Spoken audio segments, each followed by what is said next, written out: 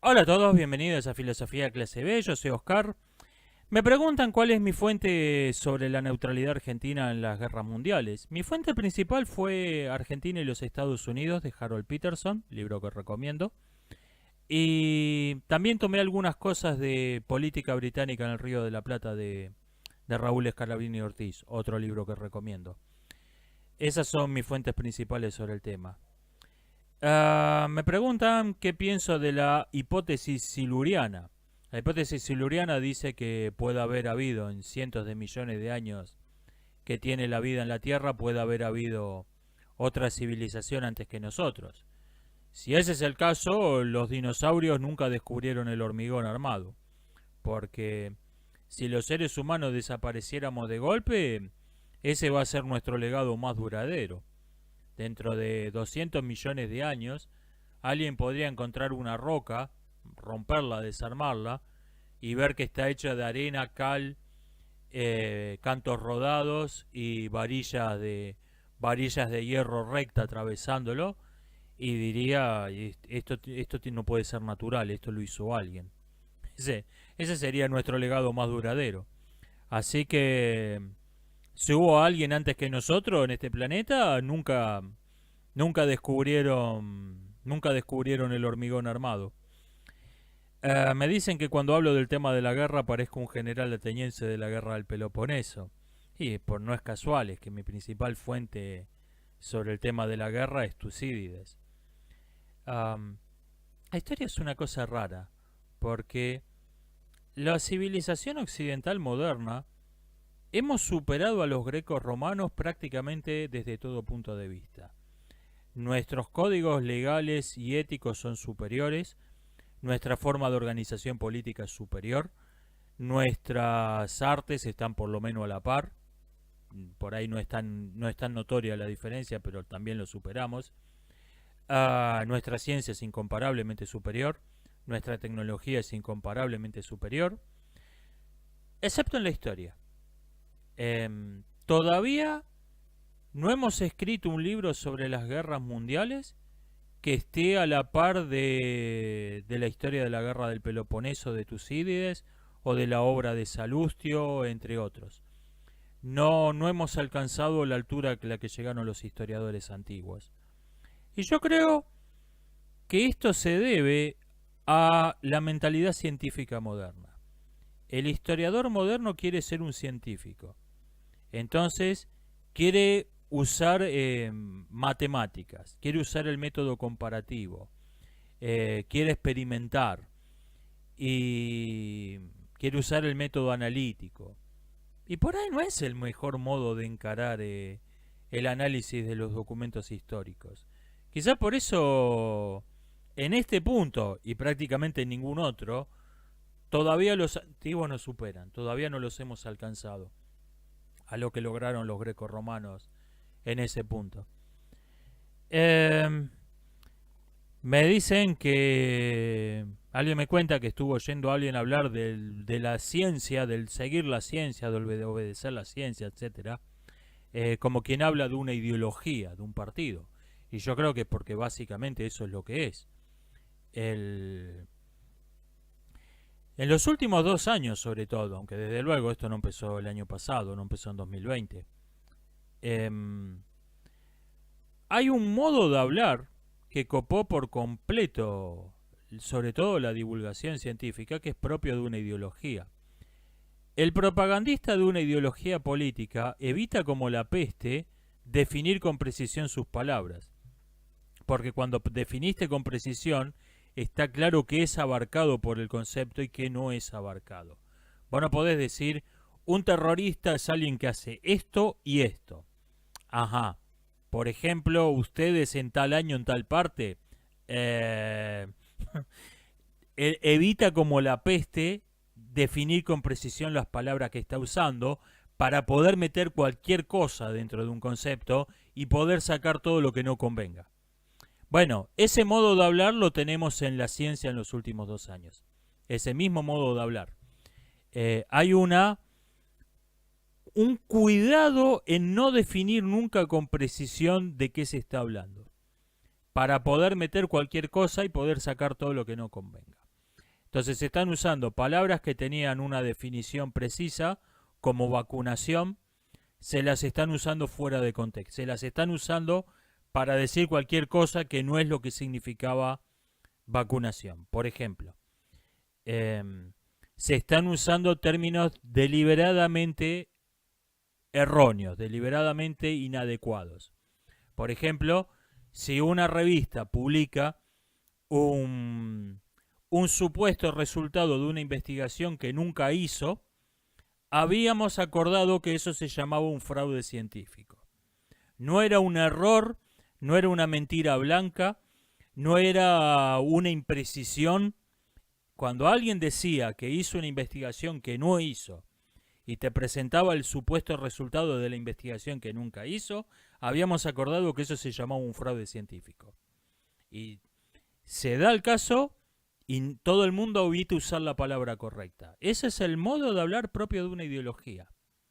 Ese es el modo propio de hablar propio de una ideología.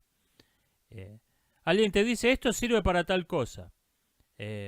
Bueno, pero esto no sirve para tal cosa. Sí, bueno, pero había que decir eso porque convenía para evitar que la gente hiciera tal cosa.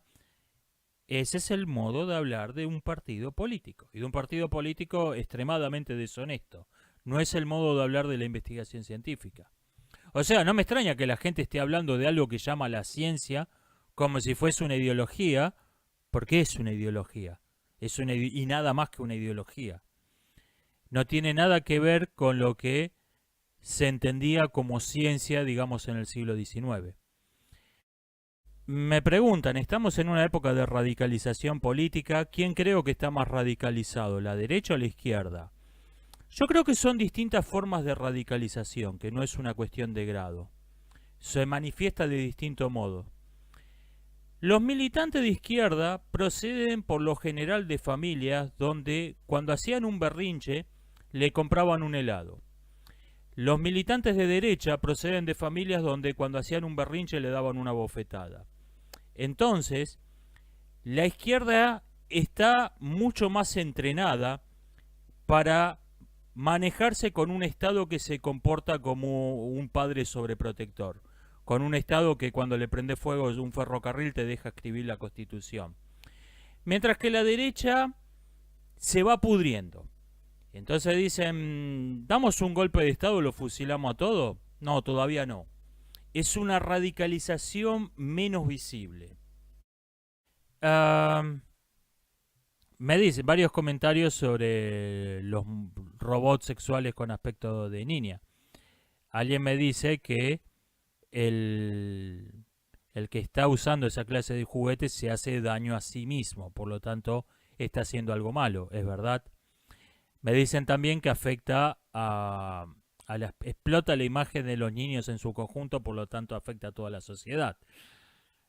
Puede ser, pero tengo algunas suspicacias con los argumentos que dicen que algo es bueno o algo es malo, que dicen que algo es malo sin señalar a una víctima, a alguien claramente perjudicado con nombre y apellido. No, la imagen de los niños en general, tengo cierta desconfianza con estos argumentos. Y sobre lo que me dicen, que quienes consumen pornografía ilegal se justifican diciendo que ellos no están haciendo ningún mal a nadie, respuesta, simplemente es mentira. El cliente que consume ese material es cómplice del que lo produce. Es mentira que no está haciendo daño a una persona identificable con nombre y apellido. Es mentira que no estén haciendo daño a nadie, el consumidor de ese material. Me dicen también que había comentado sobre el mismo tema, había comentado en un video que la perversión sexual es inmoral porque es una forma de la mentira. Sí, pero yo no creo que los llamados filos sean perversos. Yo no creo que la filia sea una perversión sexual. Yo no creo que exista tal cosa como la filia. Esos tipos no tienen un objeto de deseo anormal, salvo en algunos casos, ni una vía de satisfacer el deseo anormal, salvo en algunos casos. Por lo tanto, no veo por qué clasificarlo entre las perversiones.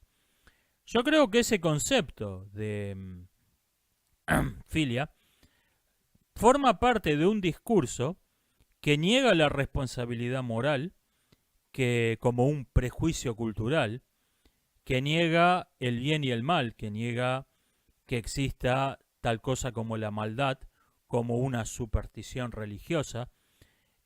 Por lo tanto, para rechazar la filia y otros crímenes sexuales, tuvieron que patologizarlos. Tuvieron que inventar un trastorno mental que supuestamente lo padece gente que en las cárceles le han hecho toda clase de pruebas psicológicas y son gente perfectamente normal. Se está tratando como un enfermo a quien es un hijo de puta. Ese es el error de concepto. Yo estoy de acuerdo con el que la perversión es inmoral porque es una forma de la mentira, pero no creo que estos tipos sean... sí creo que son unos hijos de puta, pero no creo que sean perversos. Yo creo que, repito, ese concepto, se inventó para tratar como si fuesen enfermos a quienes son simplemente unos hijos de putas, a quienes no son, a quienes no están padeciendo alguna clase de trastorno mental, son malvados. Si quiere considerar que esto es un trastorno mental, valga, pero no sería el modo normal de usar las palabras, no sería el modo usual. Me dicen algo, ¿qué sentido tiene votar en una democracia controlada? Vea, la república como ideología es una cosa rara. Hablar de ser un republicano ser republicano como una ideología política es un poco como hablar del ateísmo como una religión. En cierto sentido es sensato, es un término razonable, pero desde otro punto de vista es un disparate. Alguien preguntó en un foro de religiones, ¿en qué creen los ateos? No lo entiendo muy bien. Me parece que no captó la idea de lo que es el ateísmo. Del mismo modo, ver al republicano como alguien que tiene una cierta ideología es un poco como ver al ateo como alguien que tiene unas creencias religiosas. La república consiste en el reconocimiento de los poderes fácticos, de los poderes que existen realmente, de la res.